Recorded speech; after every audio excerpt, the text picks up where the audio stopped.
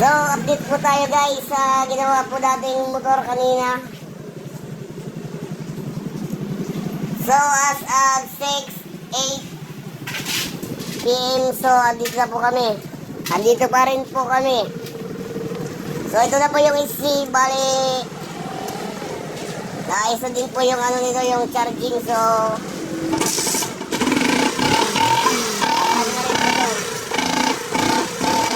bali, pang ano na lang po to, pang mga finishing touches na lang po yung gagawin dito. Pagkabit ng battery. So ito rin po ano, C200 na ginawa ni Chari kanina. So, tapos na rin po to. Bali, gumagana na rin po itong ano.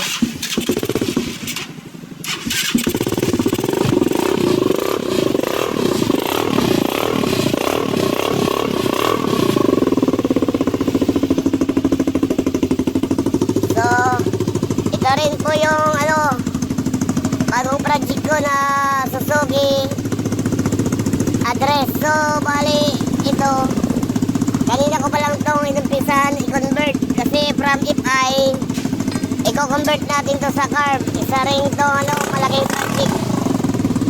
So, ito na po kanina yung may butas na block. So, ito na po, umaandar na po yung ginawa ni Limwell kanina. Kasi pinamagal ito ng ano, ng may-ari kasi gagamitin ito sa pag-ano, sa pag-akot. So, shoutout sa may-ari po ng ano, ng Rossi 150. Thank you po sa tiwala, sir. So, dito po na po siya, gumagana na po.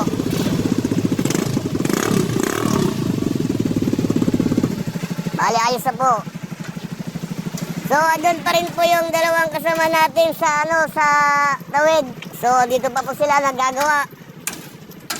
Bali, pilit po nilang ano, tinatapos itong ano, ginagawa nilang sasakyan kahit madilim na po dito, nandun pa rin sila. Yung nag-iilaw. Yung nag-iilaw, shout out, shout out, shout out! Shout out. So, dito pa po sila, bali, patapos na din po to, kaso lang madilim na po. Photo. Was out. Hirap talaga yung buhay mekaniko. Masakit sa first time. Masakit po sa first time yung maging mekaniko.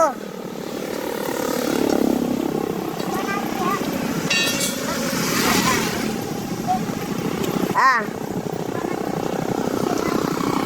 Oh.